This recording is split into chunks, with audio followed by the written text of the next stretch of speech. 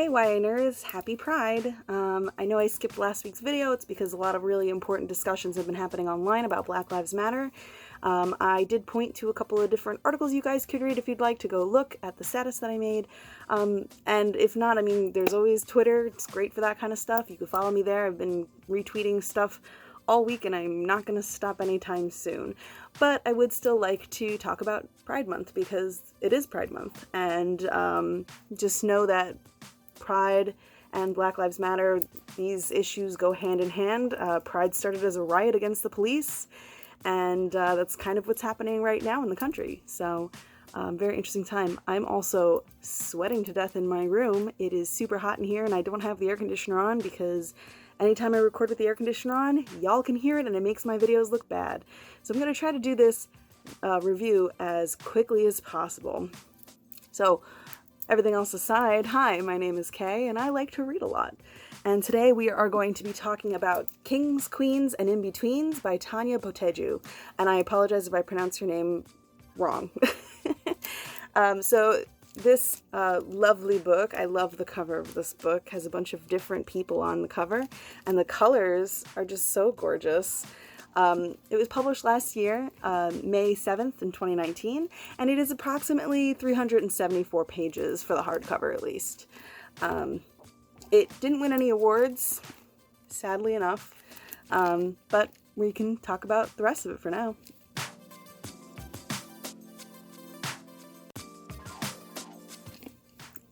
Kings, Queens, and In-Betweens is about a young woman named Nima, whose mother has abandoned her and her father. Her mother's been gone, I think, for about a year and a half by the start of this book, and she is struggling with that, struggling with her identity as a young queer woman who's attracted to other women, struggling with a lot of things that go on, especially the fact that she lives kind of in a closed-minded town, a small town. And one day she goes to a fair that her town offers every year. It's the annual fair, with her best friend, and she ditches him kind of at some point because she finds her best friend boring. It's a little sad. And she winds up going to a drag show on accident.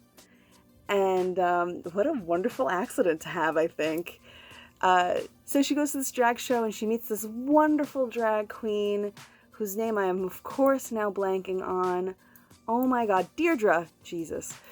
So she meets Deirdre the drag queen, also known as Dee Dee in some circles, and Deirdre kind of takes Nima under her wing, and it is fantastic.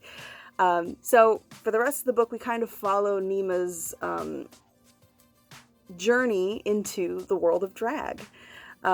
She befriends and starts dating another drag king. Very fun. That's not a spoiler. It happens in the first 50 pages. She, goes out all the time with other drag people, and it's just a very fun, interesting book. It tackles a couple of different things, like childhood, dealing with trauma, being abandoned by your mother, but also falling in love and being awkward in love, which is something I can totally relate to. And also having a best friend who is hopelessly in love with other people that you can't help them out with. And it also kind of tackles a little bit of homophobia in a very interesting way that I really thought that the author did a great job talking about, writing about. Yeah.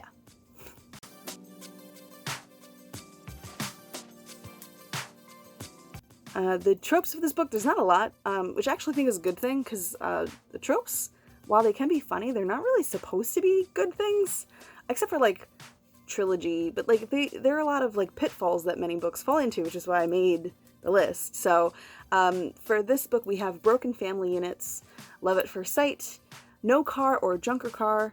In this case, it's a little bit of column A, a little bit of column B, and only one friend in the world. And again, as always, I compiled this list through many different sources that I've talked about over and over again, and if you want to read any of the definitions of these terms that I just keep throwing out there into the void, the definitions are down below in the description. If you think that this book or any book could use a different trope, or you thought of a trope that's really interesting that I don't have on my list, let me know in the comments, and maybe I'll add it, and it could be fun and interesting. Why not? If you read this book and you think that any of the tropes I've listed don't suit it, let me know. Let's have a friendly argument about it. After all, the tropes are really just my opinion, and opinions aren't fact, so.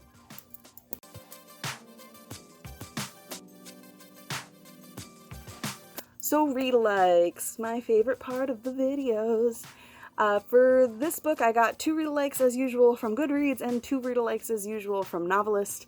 Novelist I had a hard time logging into this week, and I was really worried for a second that I wasn't gonna have recommendations from them, which would have sucked. So I managed to get in after it taking ages.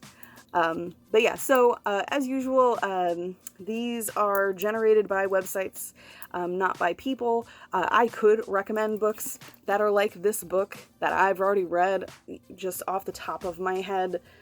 Actually, no, because I haven't really read anything with drag queens in it. Now I'm gonna have to think about this. But anyway, so I love going off on tangents on videos that I say I'm not going to spend a lot of time on because I'm dying in my room.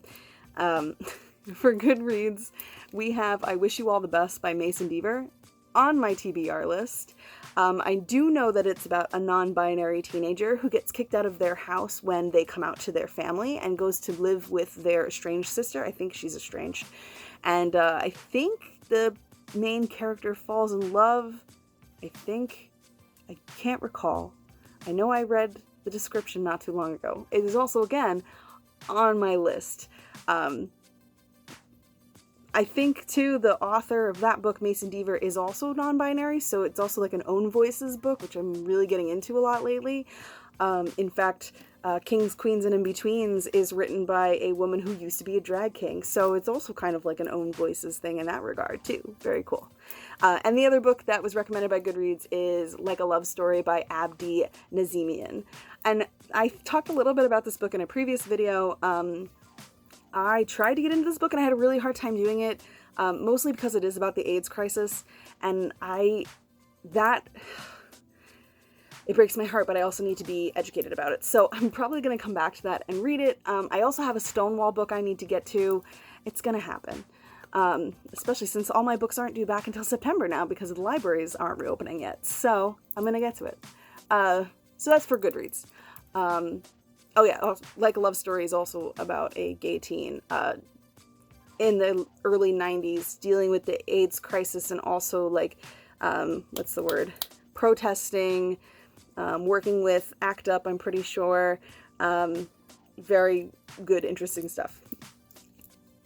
Novelist gave me some recommendations that I think were a little closer. Goodreads gave me recommendations that were like LGBT but now popular. Yeah, that's how I'm going to describe that. Whereas Novelist, and that's not a bad thing. That's not a bad thing. These 2 books, great books. I'm not saying that's a bad thing. But Novelist gave me 2 books that were about people who do drag. Very interesting. So the first one Novelist gave me is called The Black Flamingo, and it's by Dean Atta. And this book is about a mixed race kid, I'm pretty sure. I just read the description like 5 minutes ago, so hopefully I didn't forget it. But it's about a mixed race gay kid who kind of comes out of his shell when he starts doing drag, and he becomes known as the Black Flamingo in his drag form. And the cover for this book is really cool looking. It's got this beautiful young man of color on the cover, and he's got this pink boa going around him. I don't know, he looks so like happy and proud, and I kind of want to add this book to my reading list. I'm probably going to add this book to my reading list. And the other book that Novelist recommended to me is called Drag Teen, and that's by Jeffrey Self. And this book, I just read the description for this one too. I'm trying to get better about describing these books to you guys. This book is about a young man who grows up in a small town and wants to leave no matter what, especially since he's gay. And his friends pressure him into doing a drag show because the winner of the drag show gets a college scholarship. So he's thinking, this is my chance, and he gets into drag from that. And I think that's really cute. I kind of like that idea. The cover for this is kind of interesting too. It's got like a wig form with like a giant blue wig, I'm pretty sure. I literally just looked at this. And the font looks really funky. I might give that one a read. Who knows? Maybe.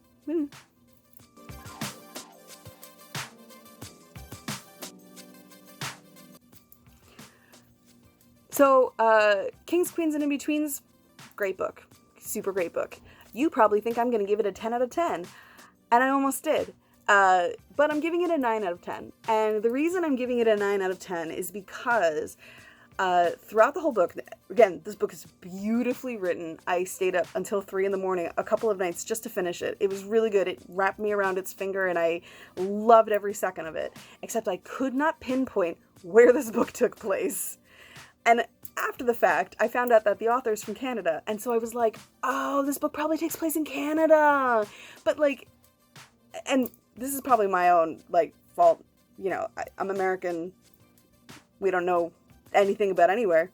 And so it probably was just kind of like, it like never dawned on me that it would be, like, at first they called, like, French fries chips. So I was like, okay, maybe it's in Britain. But then they, like, used an American word. And I was like, where am I? I didn't even think of Canada, which, again, could be my own fault. But it could also be explained a little bit better, I think, in my opinion. I'm not an author. What the hell do I know? So maybe we'll say 9.5 out of 10. Or maybe I'll just say it gets a 10. 9 to 10 out of 10. Because it could fluctuate. I could just be an idiot. Let's just say that. But yeah, I loved this book. I would recommend this book to anyone. Again, the cover's gorgeous. We obviously own this book in my library. I made sure we got it last year. I'm trying to make sure we get more queer books in the library, more books written by people of color too, not just because of what's going on right now with Black Lives Matter and Pride, but just because it's important to have these diverse voices in the library, especially in the teen room. And I'm not saying this into the internet to pat myself on the back. I've just been doing it for the last couple of years because it's important. And if I'm not going to do it, who is? So, anyway, yeah. So next week I'm going to review another book written by a Black queer author. We'll see. I have a couple that I could pick from. So, we'll see. And then I think at the end of the month I'm going to do something fun, maybe, or I might do another queer book. I don't know. It's Pride. We'll figure it out. Anyway. My name's Kaye. I read a lot. If you want to subscribe, do it. I'm not really that person who's like, press the button to subscribe, but whatever, man. Or you can comment down below. Let me know if you liked this book or the other four that I recommended. And I guess that's it. So, peace out, YA nerds, and take care of yourselves. Happy Pride.